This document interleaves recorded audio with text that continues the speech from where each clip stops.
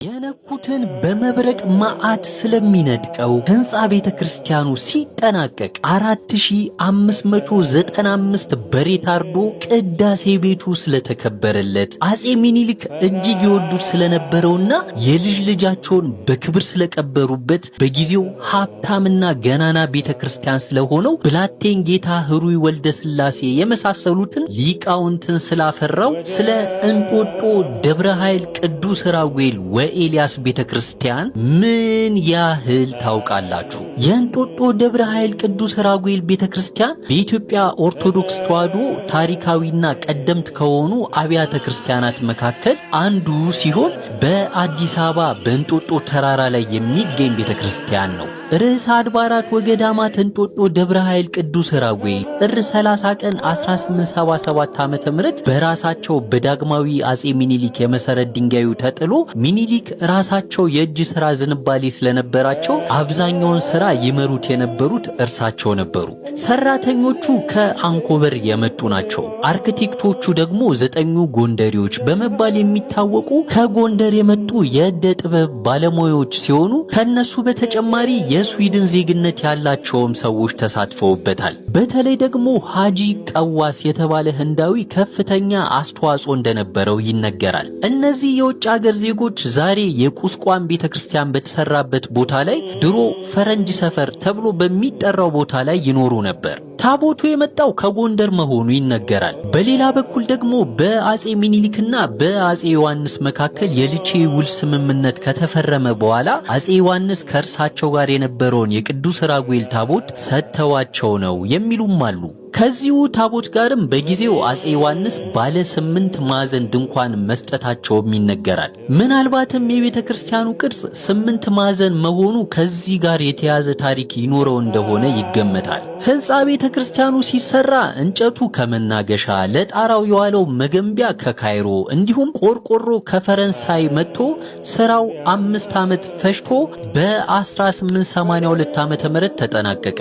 ቅዳሴ ቤቱ ሲከበርም 4595 በሬ እንደታረደ ታሪኩ ይገልጣል። በንግሥተ ነገሥት ዘውዲቱ ዘመን ዲኖቴ የተባለ ግሪካዊ አድሶታል። አጥሩንም የሰራው እርሱ ነው። ስዕሎቹን የሳሉ ሰዓሊያን ብዙ ሲሆኑ አለቃ ዘዮሐንስ፣ አለቃ ሉቃስ፣ አለቃ ሳሉ፣ አለቃ ኤልያስና አለቃ መዝሙር ዋነኞቹ ናቸው። በዘመኑ እጅግ ብዙ ጋሻ መሬት ስለነበረው ሀብታምና ገናና ቤተክርስቲያንም ነበር። አለቃ ገብረሃና፣ ጸሐፊ ትእዛዝ ገብረ ስላሴ፣ ልጃቸው ደጃዝማች ደምሩ ገብረ ስላሴ፣ ከዚያም ሊቀ ገብረ ክርስቶስ በኋላ አፈ ንጉሥ ተብለዋል። መላከ ብርሃን ጽጌ፣ መላከ ኃይል ኃይለ ስላሴና መላከ ኃይል ተድላ ወልደ ጻድቅ በአለቅነት ያስተዳደሩት ሲሆን የወሎ ንጉሥ ሚካኤል፣ ወይዘሮ ስሂን፣ እቴጌ መነንና ልጃቸው ልዑል መኮንን ደግሞ ገበዞቹ ነበሩ።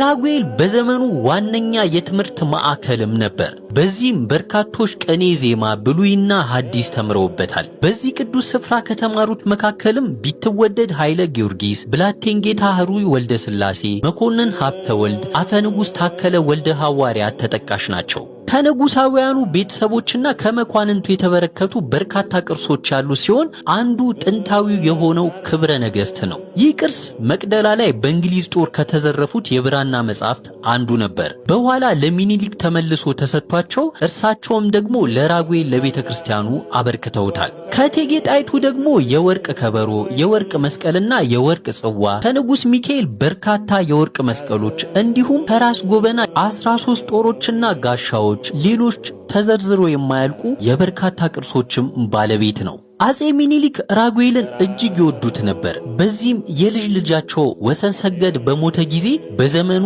ልዩ በተባለ መቃብር እንዲቀበር ያደረጉት በዚሁ ቤተክርስቲያን ነው። እንጦጦ ራጉኤል በጣሊያን ወረራ ጊዜ የጣሊያን ወታደሮች በአካባቢው ላይ ካምፕ ሰርተው ስለነበር ልዩ ልዩ ችግሮችን አስተናግዷል። ወታደሮቹ መቃብር ቤቶችን እያፈራረሱ እንጨት ይወስዱ ስለነበር በወቅቱ ካህናቱ ከፍተኛ ተቃውሞ ያደርጉ የነበር ቢሆንም ሰሚ ግን አልነበራቸውም። ግፉ ሲበዛ ሰኔ 8 ቀን 1929 ዓመተ ምህረት መብረቅ ወርዶ 5 ሐመሴኖችንና አንድ ጣሊያናዊ መኮንንን ገደለ።